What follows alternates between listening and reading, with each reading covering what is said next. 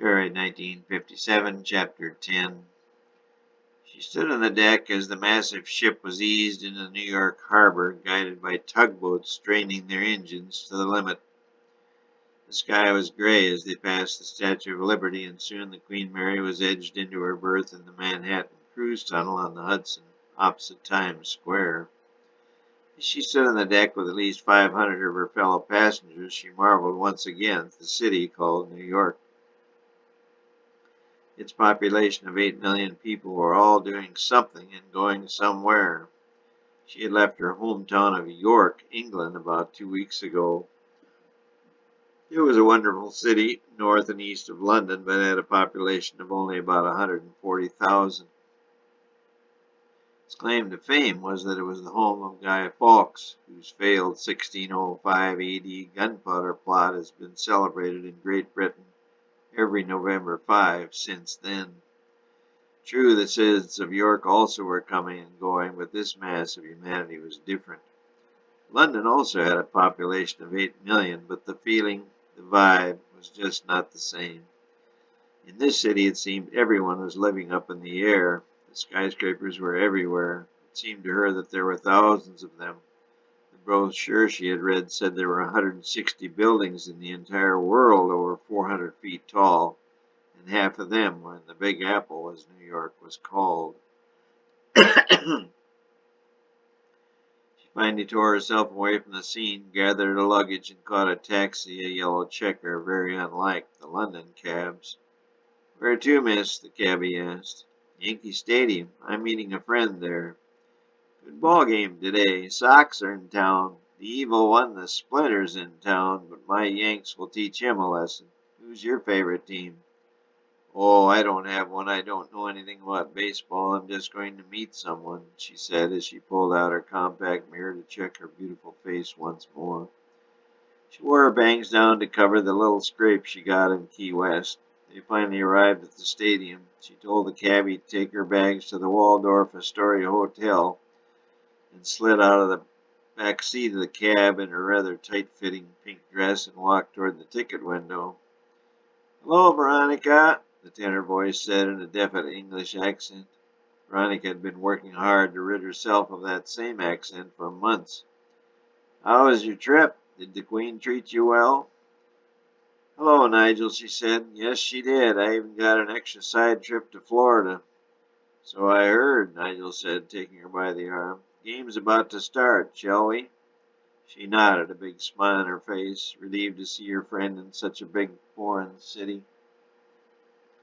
The two walked arm in arm toward their box seats a couple of rows from the field on the third base side. Once seated with Coca-Cola and popcorn in hand, the two stared long at one another. "It's been a long time," Veronica said. "I missed you." "Me too. Maybe we can catch up this evening," he said. "Yes, I'd like that," she said. "I don't know anything about baseball," she said. "I am learning. It's quite a grand game, a little like cricket. Everyone's so serious," he said.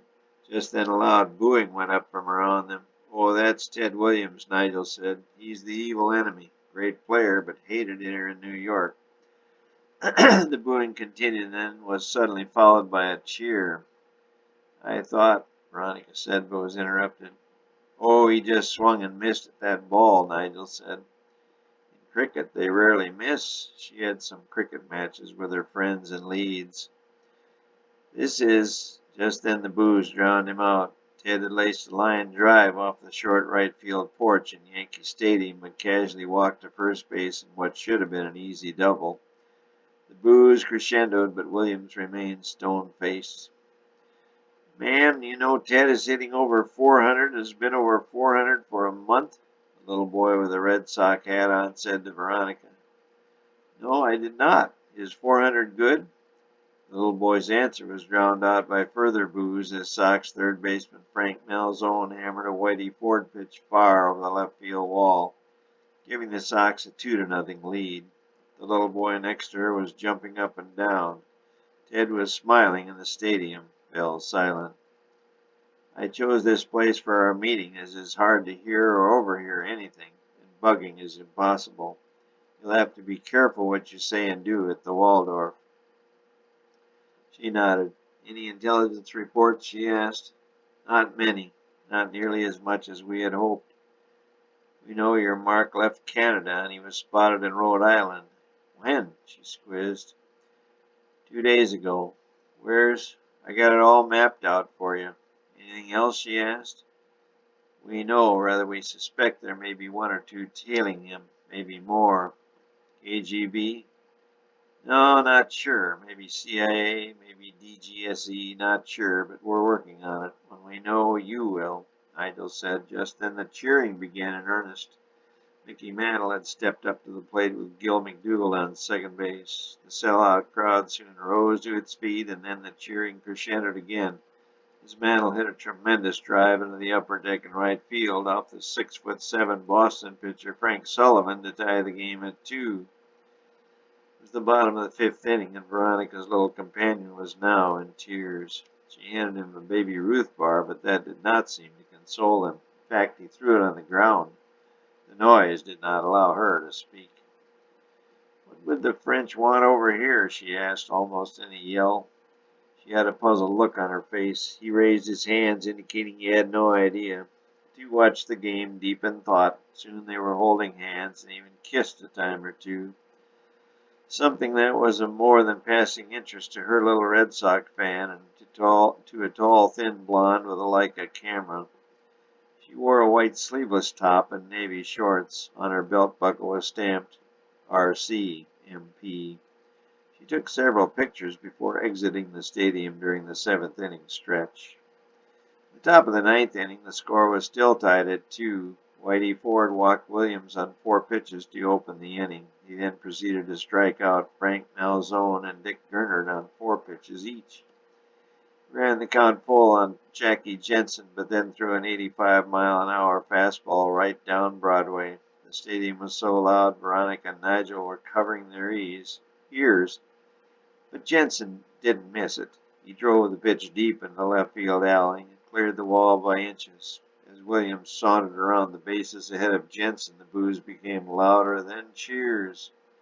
Veronica and Nigel wanted to leave, but everyone was standing, many in the aisles. They would have to wait. At the bottom of the ninth, the Yankees loaded the bases with 2 out. Mickey Mantle, the switcher, was up. There was no place to put him. The crowd booed lustily when manager Pinky Higgins of Boston came out to talk to Sullivan, and booed even more loudly as he motioned toward the bullpen. Ike DeLocke came in, and after a few warm-up pitches, sent a 90-mile-an-hour fastball toward home plate. He was waist high. Mantle took a mighty swing, but he hit a high fly ball to right. Williams, playing right field, misjudged it, but finally stumbled back and caught the ball in the webbing of his glove before falling to the ground.